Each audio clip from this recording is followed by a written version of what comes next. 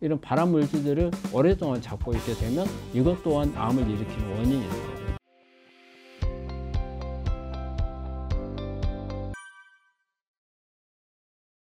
일단 미세 플라스틱이라고 하는 것은 이제 일단 미세 플라스틱 기준부터 한번 봐야 돼요. 어떤 것을 미세 플라스틱을 하느냐. 대개 미세 플라스틱은 5mm 이하의 플라스틱을 말해요.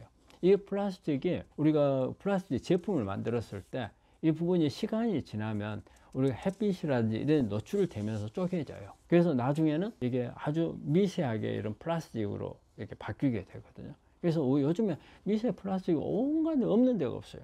심지어는 우리 생수 먹는데 뭐 페트병 쓰면 그런 데도 있고, 또 플라스틱 제품을 워낙 많이 쓰잖아요 요즘에. 그런 데서 떨어져 나와 가지고도 발생을 하고. 그래서 미세 플라스틱은 일단 이것 자체가 가지고 있는 여러 가지 환경 호르몬들을 가지고 있어요. 여기 보면은 그 프탈레이트 같은 거, 특히 플라스틱 중에서 유연한 플라스틱이 더 위험해요. 딱딱한 플라스틱보다도 유연한, 이게 플라스틱 유연제가 바로 프탈레이트라는 성분이거든요. 그러니까 플라스틱이 말랑말랑하다 그러면 이거는 프탈레이트가 들어갔다 생각해야 되죠. 이런 플라스틱이 오히려 더 위험하고, 이것 자체가 그렇게 환경 호르몬으로 인해서 우리 암을 유발할 수 있는 그런 역할을 하고요. 또 하나는 이 플라스틱이 우리가 공기를 들이마시거나 했을 때 우리 안에 특히 폐 같으면 우리 폐포에서 걸려요. 그래서 그때부터 여기에 어떤 산소 순환을 억제를 하고, 또 아니면 염증을 일으키고, 또 특히 우리 음식 통해서 들어온 미세 플라스틱은 장에서 염증을 많이 일으켜서 소화도 문제, 그 다음에 장내 미생물 문제, 장 점막 손상 같은 거 이런 걸 다 올 수가 있어요. 그래서 이런 부분들이 암의 원인이 되고, 또 장을 나쁘게 만들면 또 면역이 떨어져 가지고 암을 잡지 못하게 하는 이런 부분들도 있고, 또 우리 미세 플라스틱이 중금속이나 발암물질 같은 것을 흡착하는 성질이 있어요. 잡고 있다는 거예요. 그래서 이 중금속이나 이런 발암물질들을 오랫동안 잡고 있게 되면 이것 또한 암을 일으키는 원인이 되거든요. 그래서 이런 부분들로 인해서 미세 플라스틱은 우리 모든 암을 일으킬 수 있는 그런 원인이 됩니다. 근데 이제 차게 먹는 거하고 따뜻하게 먹는 거, 이 플라스틱 병에서 따뜻하게 먹는 게 안 좋습니다. 우리가 찬 것을 많이 먹으면 우리 몸에서 당연히 체온이 떨어지면서 면역이 나빠요. 하는데 플라스틱 제품에서는 따뜻하게 했을 때 안에 있는 환경 호르몬들이 흘러나오거든요. 그러니까 어떻게 보면 양면성이라고 봐야 돼. 둘 다 안 좋다고 봐야 돼. 그러니까 우리가 이제 그러면은 좋으려면 따뜻한 스테인리스 보온병에 먹는 게 가장 좋겠죠. 그러면은 우리 체온도 올려서 면역도 올릴 수 있고, 그 다음에 미세 플라스틱하고 접촉을 안 하게 되는 그런 부분이 되겠죠. 항생제는 보면 이제 우리가 어떤 세균 감염이나 이런 부분들을 막기 위해서 사용을 하는데, 특히 이제 우리 암 환자분들이 항생제하고 관련해 가지고는 특히 이제 항암을 하거나 수술을 하는 경우에, 특히 이제 수술하는 경우는 상처를 낫기 위해서, 감염 안 되기 위해서 항생제 쓸 수밖에 없잖아요. 또 항암을 하게 되면은 백혈구가 떨어진다든지, 그런데 이제 뭐 폐렴이라든지 또 어떤 부위에 감염이 온다든지 이런 부분에 항생제를 쓰게 되는데, 그래서 항생제를 쓰게 되면은 항상 이 점을 생각을 해야 돼요. 항생제는 장내에 미생물 있잖아요. 이 미생물도 다 죽이는 효과를 가지고 있어요. 그리고 오히려 항생제에 저항하는 세포들만 남게 되거든요. 그럼 이 저항하는 미생물들은 대개는 보면은 나쁜 균들이 많아요. 그런데 이제 우리 암하고 관련해서 그럼 항생제는 어떤 영향을 주느냐. 가장 먼저 영향을 주는 게 장을 엉망으로 만들거든요. 그러면 장이 엉망으로 만들어지면 일단은 면역이 떨어져요. 그리고 우리 장 안에서는 미생물들을 이용을 해서 여러 가지 물질들을 만들어내요. 우리가 항암 물질도 미생물에서 만들어지고, 면역을 높이는 물질도 만들어지고, 그리고 그 외에도 우리 신경 호르몬 같은 거, 우리 기분을 좋게 해주는 뭐 세로토닌이라든지 가바라든지 이런 호르몬들을 또 같이 만들거든요. 이런 부분들을 다 못 만들게 되는 거예요. 그래서 장 기능이 나빠져서 면역도 떨어지고, 어떤 우리 심리적인 불안감이라든지 이런 부분들까지 다 올 수 있게 하는 게 우리가 이제 그 항생제 그런 역할을 하고, 또 항생제가 이제 더 큰 문제는 이런 게 있어요. 항암을 하잖아요. 항암을 하게 됐을 때 항암의 내성이 빨리 오게끔 하는 게 또 항생제가 영향을 준다고 그러거든요. 그리고 요즘에 보면은 면역항암제가 요즘에 상당히 많이 사용을 하고 요즘에는 어떤 기본적인 항암 외에 면역항암제가 관여하는 게 엄청 많아지고 있거든요. 근데 면역항암제가 가격도 엄청 비싸요. 근데 효과가 좋아야 하잖아요. 그런데 항생제를 썼을 경우에는 장 기능이, 장내에 있는 미생물들이 다 파괴가 되면서 면역항암제의 내성이 빨리 온다고 되어 있어요. 그래서 원래 면역항암제를 사용을 할 때는 항생제 투여를 중단을 해야 되고, 그리고 장 기능을 개선을 시켜줘야 되거든요. 그래서 뭐 프로바이오틱스라든지 아니면 포스트바이오틱스라든지 이런 부분들을 써서 같이 병행을 해서 하면은 이 훨씬 더 면역 항암제에 대한 내성 같은 것도 줄어들고 그다음에 효과도 올릴 수 있는 이런 방법이거든요. 그래서 우리가 암 환자들은 치료하는 가운데 항생제에 대한 부분도 잘 생각을 하셔야 됩니다. 그래서 필요 없는 항생제는 절대 사용을 해서는 안 되는 거고, 그리고 만약에 항생제를 썼다 했을 경우에는 이거에 대한 보완책을 항상 같이 병행을 해야 제대로 된 효과를 낼 수가 있습니다. 그러니까 우리가 감기는 이제 바이러스 계통이잖아요. 그래서 바이러스는 사실은 면역이 우리 암 면역, 암세포에 대한 면역이나 바이러스에 대한 면역이 이제 비슷하거든요. 같다고 봐요. 우리가 T세포나 NK세포가 주로 이제 관여를 하는데, 감기에 걸리는 경우에는 면역이 떨어졌다고 보기 때문에 면역을 같이 이제 올려줘야 되는 부분이 있고, 또 감기에서 가능한 한 항생제를 사용을 않는 게 중요하죠. 그리고 우리 바이러스는 항생제에 죽질 않아요. 바이러스는 단지 바이러스가 감염을 일으키고 2차 감염으로 세균이 감염을 하는 거거든요. 그러면 이때 항생제가 필요한데, 우리가 일반적으로 막 기침하고 가래나고 콧물 나면 바로 항생제부터 써버리거든요. 근데 가능한 한 우리 암 환자분들은 항생제를 사용하는 것은 상당히 조심해서 꼭 필요한 경우에, 정말 어떤 2차적인 세균 감염이 됐다고 판단될 때만 사용을 해야 되고, 또 항생제를 사용했으면 그 다음에 장에 대한 문제가 같이 겹치기 때문에, 특히 항암이나 수술하고 난 후라든지 이런 것을 하고 있는 환자들 같으면 그런 보완을 꼭 필요합니다. 일상생활에서 있는 발암물질 중에 미세 플라스틱이 요즘에 상당히 문제가 많이 되죠. 이 미세 플라스틱이 보면은 지금 특히 환경 호르몬하고 관련해 가지고서 앞으로 막 갈수록 많아지기 때문에, 미세 플라스틱은 단순한 플라스틱이 아니고 어떤 환경 호르몬적인 영향을 주고 이게 이제 발암물질로 갈 수 있다, 이제 이렇게 보는 거고요. 그리고 우리가 또 하나는 이제 주방에서 나오는 미세먼지, 특히 우리 이제 주부들 폐암의 가장 큰 원인이고, 특히 요즘에 사회적인 문제가 되는 게 학교 급식소에서 일하는 분들이 폐암이 많이 발생을 해서 요즘에 산재까지 적용을 해주고 있잖아요. 그래서 미세먼지 이런 부분들이 발암물질로 많이 작용을 하죠. 그리고 생각할 수 있는 부분들이 이제 주방기구들이 특히 이제 프라이팬 같은 거, 특히 이제 그 안에 코팅이 되어 있는 이런 부분들, 주방기구들이 사실 특히 플라스틱 제품으로 되어 있는 경우는 작용을 많이 하니까, 우리가 일상생활에서 일단은 뭐 다양하게 많이 있죠. 근데 딱 꼽으라면 뭐 이 정도는 그런 부분에 해당이 되지 않나 생각을 해요. 이게 요즘에 사회적으로 문제가 되는 게 미세 플라스틱, 이렇게 뭐 방송이나 이런 데 뭐 고래 뱃속에서 죽어 있는 사체에 보니까 막 미세가 꽉 차 있고, 그래서 영향을 주는데, 미세 플라스틱이 주는 영향은 몇 가지로 나눌 수가 있어요. 하나는 미세 플라스틱 자체가 환경 호르몬을 많이 함유하고 있어요. 특히 프탈레이트 같은 게 많이 있게 되면 이런 환경 호르몬이, 특히 유사 여성 호르몬이잖아요. 이런 부분들은 발암물질이거든요. 특히 유방암 같은 경우, 그다음에 생식기 쪽에 있는 암을 잘 일으키는 그런 영향을 주는 거고, 그리고 또 우리 이 미세 플라스틱이 같이 공유하고 있는 팝스라는 게 있어요. 그러니까는 이제 팝스가 잔류 그 오염물질, 이걸 말하는데, 이 팝스는 수십 년 동안 몸 안에서 사라지질 않아요. 그리고 암을 일으킬 수 있는 그런 물질이거든요. 우리가 여기에 보면 우리 제초제로 고엽제 있잖아요. 이런 것도 이제 이런 부분들인데, 이 미세 플라스틱이 이런 부분들하고 같이 있는 경우가 있어요. 그래서 이제 발암물질로 작용을 하고, 또 하나는 이 미세 플라스틱은 고용성분이잖아요. 그럼 어떤 게 이제 미세 플라스틱에 보느냐? 되게 여러 가지 아직 기준이 정확하게 되어 있지는 않지만, 어떤 사람들은 1mm 이하면은 미세 플라스틱으로 본다. 또 어떤 경우에는 0.3mm, 그러니까 300마이크로에서 한 500마이크로 이하가 되면은 미세 플라스틱으로 본다. 이런 그 어떤 정확한 규정은 아니지만 잠재적으로 이제 이리 보는데, 이런 부분들이 우리 인체에 들어오면 어떤 한 곳에 막히게 되거든요. 막히면서 여기에서 염증을 일으켜요. 그럼 이 염증이 오래되다 보면은 이게 암을 유발을 하거든요.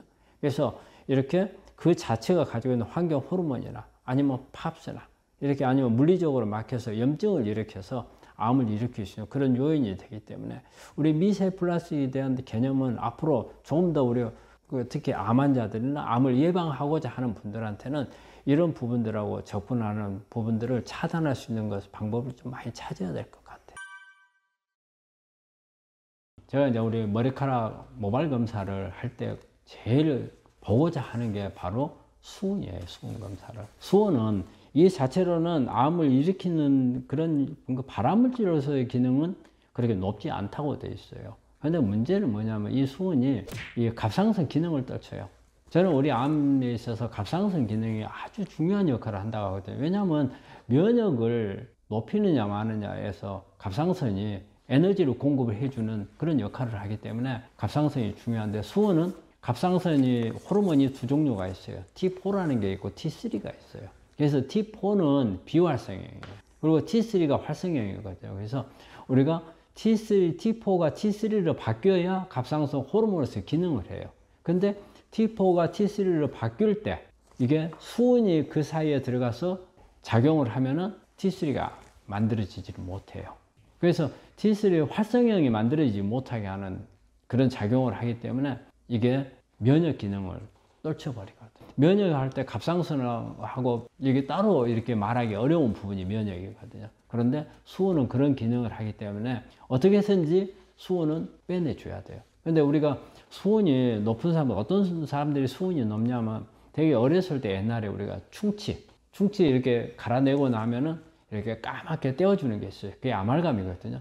요즘에는 아말감을 안 쓰죠. 네이진이라는 걸로 해서 이빨색하고 비스듬하게 돼 있는 거 그걸 하지만 예전에는 그 까만 거.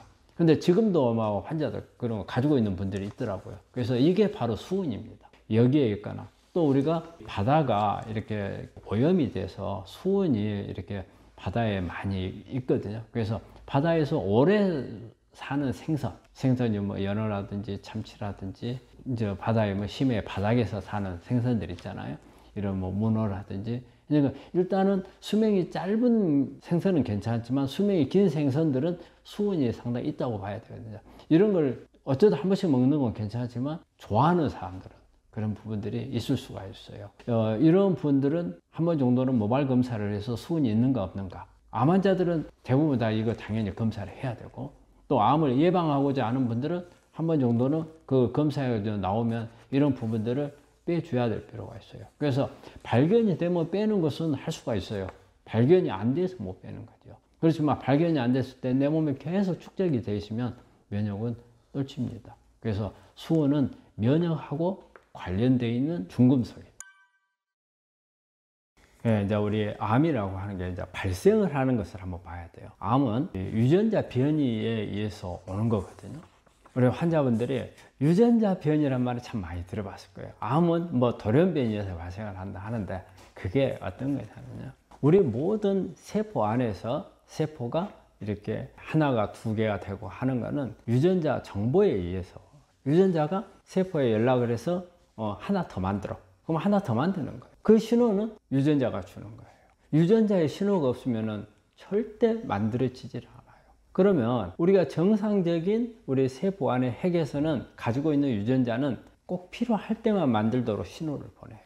그런데 이 세포 안에 있는 유전자가 손상을 입었어요.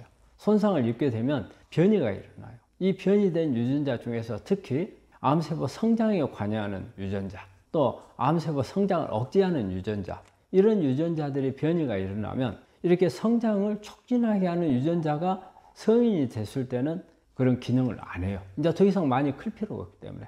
그런데 변이가 일어나서 이런 유전자가 활동을 하게 돼버리면 계속 신호를 보내요. 막 빨리 만들어 하고 신호를 보내죠. 그리고 또 억제하는 유전자가 있는데 이 억제하는 유전자가 기능을 잘하면 아무리 만들려고 해도 이제 필요 없으니까 만들지 마. 이 신호를 보내거든요. 그런데 여기에 변이가 왔어요. 그럼 억제를 못해요. 또 이렇게 암세포라든지 이게 손상된 세포가 만들어지면 우리 몸에서는 자살 프로그램이라는 게 있어요. 스스로 노화되거나 암으로 변화된 세포는 죽여버릴 시스템이 있거든요. 이게 또 고장이 났어요. 그렇기 때문에 이런 고장난 변이에 의해서 암이 만들어지는 거거든요. 자, 그러면 이런 고장난 변이를 누가 일으키느냐? 세포 안에 있는 산화물들이 그런 변이를 일으켜요. 그러면 그 세포 안에서 산화물들이 어디서 만들어져 나오느냐? 우리가 숨을 쉬잖아요. 이 산소를 이용해서 세포 안에서 미토콘드리아에서 에너지를 만들어요. 에너지를 만드는데 산소를 이용하다 보니까 여기서 나온 찌꺼기들이 생겨요. 이게 산화물이에요. 그럼 이 산화물들을 빨리빨리 청소를 해줘야 돼.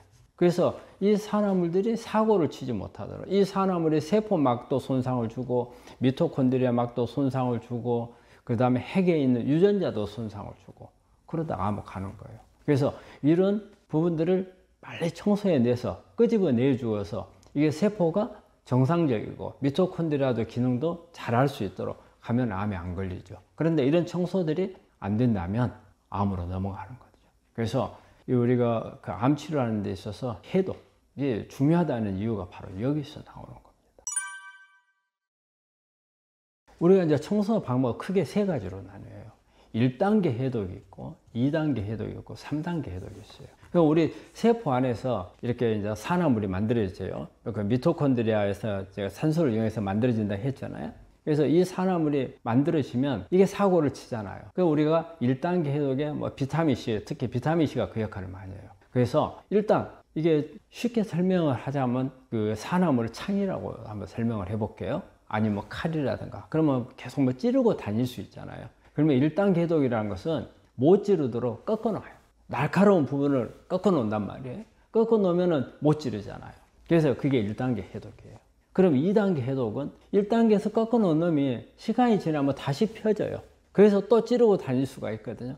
그러니까 2단계 해독은 얼른 그 사고를 못 치게 따로 격리를 시키는 이 차 안이라든지 창고에다 집어넣는 역할을 해요.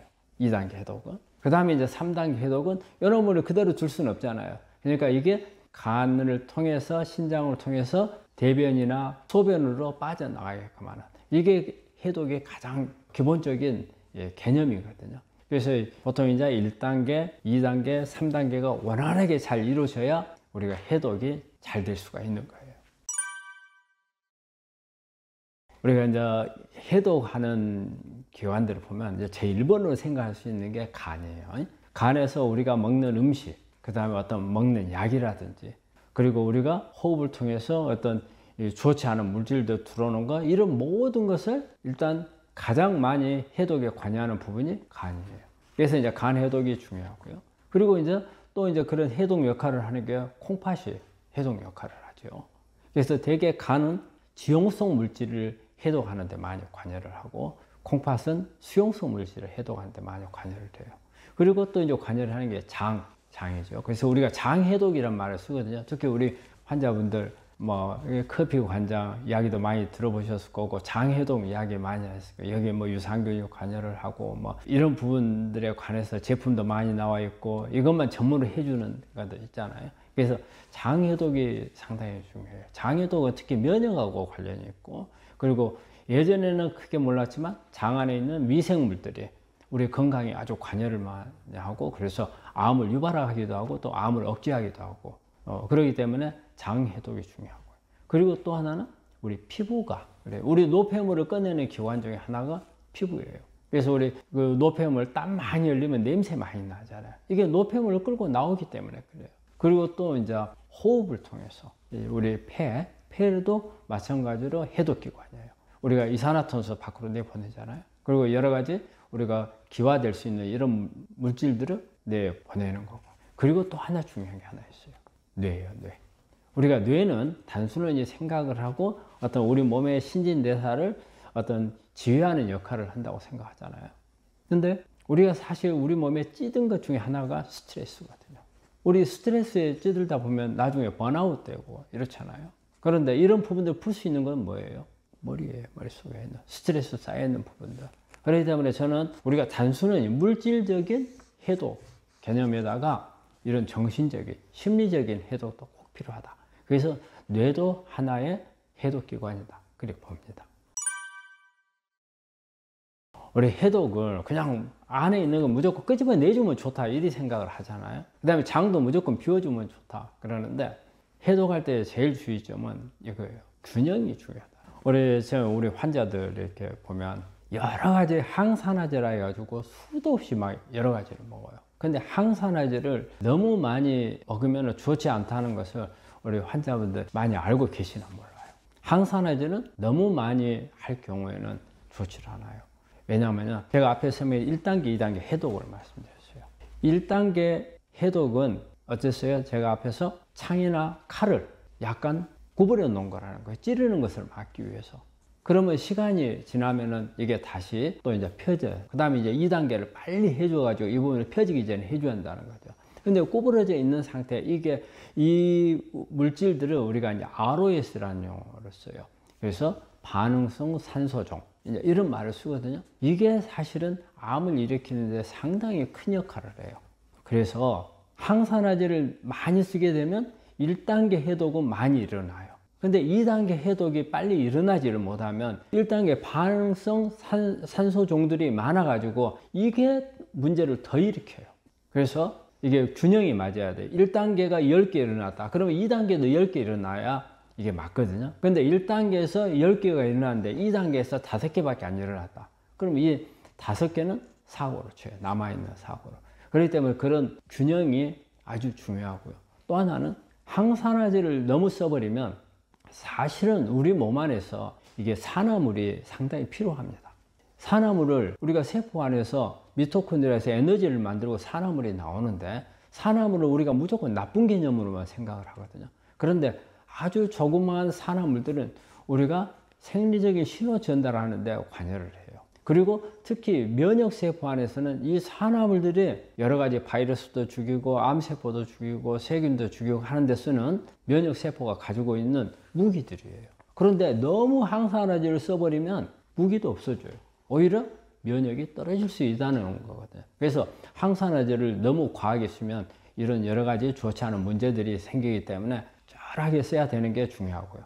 또 하나 우리 장도 그래요. 장 해독할 때 우리 관장을 이제 주로 이제 숙변을 제거하고 하기 위해서 이제 관장을 많이 하잖아요. 장 해독하는 데 있어서.